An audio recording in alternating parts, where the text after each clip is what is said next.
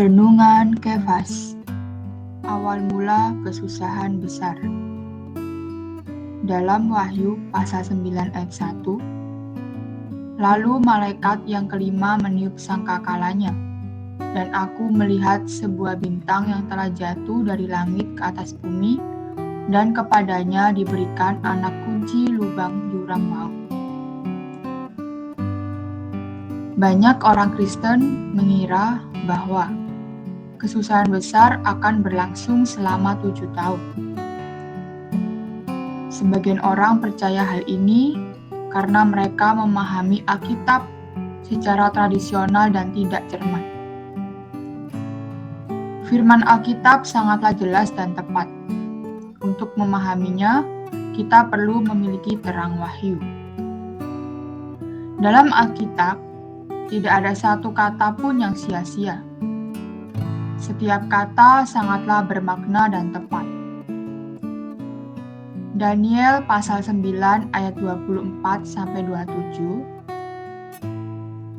Ayat 24 mengatakan, 70 kali 7 masa telah ditetapkan atas bangsamu dan atas kotamu yang kudus, untuk melenyapkan kefasikan, untuk mengakhiri dosa, untuk menghapuskan kesalahan, untuk mendatangkan keadilan yang kekal, untuk menggenapkan penglihatan dan nabi, dan untuk mengurapi yang maha kudus. Sebutan bangsa di sini ditujukan kepada bangsa Daniel dan kota kudus, mengacu kepada Yerusalem.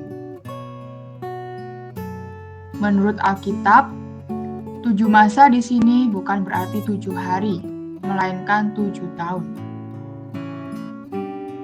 7 tahun terakhir dari masa terakhir adalah waktu Antikristus mengadakan persetujuan dengan orang-orang Yahudi. Selama paruh pertama dari ke-7 tahun ini, Antikristus akan bersahabat dengan bangsa Yahudi. Tetapi, setelah 3,5 tahun, ia akan berubah pikiran. Kalau semula ia menyetujui orang-orang Yahudi menyembah Allah di dalam bait dan mempersembahkan kurban persembahan, saat itu ia berubah pikiran. Ia meninggikan dirinya sendiri sebagai Allah, mendirikan patungnya sendiri di dalam bait, dan memaksa semua orang menyembah dia dan patungnya.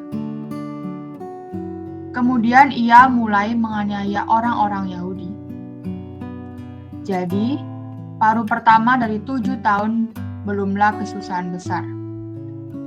Karena selama waktu itu Antikristus bersahabat dengan orang-orang Yahudi. Menurut Daniel pasal 9 ayat 27, pada pertengahan 7 masa itu, Antikristus akan menghentikan kurban sembelihan dan kurban santapan, dan menyuruh orang-orang Yahudi berhenti menyembah Allah, serta berhenti mempersembahkan kurban persembahan kepadanya. Antikristus juga akan mendirikan pembinasa keji di tempat kudus. Menurut kitab Wahyu, pembinasa keji adalah patung Antikristus yang didirikan sebagai berhala di dalam bait suci. Baiklah, kita sekarang kembali ke Matius 24, sebuah pasal yang menyinggung tentang kesusahan besar ini.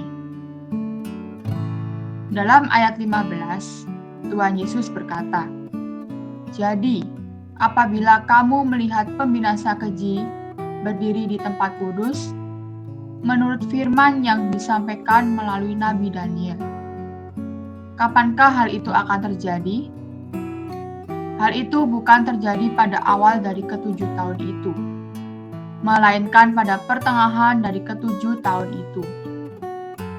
Pada saat Antikristus menghentikan penyembahan terhadap Allah, meninggikan dirinya sendiri sebagai Allah, dan menaruh patungnya di dalam bait suci. Dalam pandangan Allah, hal itu adalah suatu kekejian. Kemudian dalam ayat 21 Tuhan menetapkan, sebab pada masa itu akan terjadi siksaan yang dahsyat seperti yang belum pernah terjadi sejak awal dunia sampai sekarang dan yang tidak akan terjadi lagi. Dari sini kita nampak bahwa kesusahan besar akan dimulai pada paruh terakhir ke-7 tahun yang terakhir. Jadi lamanya hanya 3,5 tahun. Terang hari ini, 7 masa di sini bukan berarti 7 hari, melainkan 7 tahun.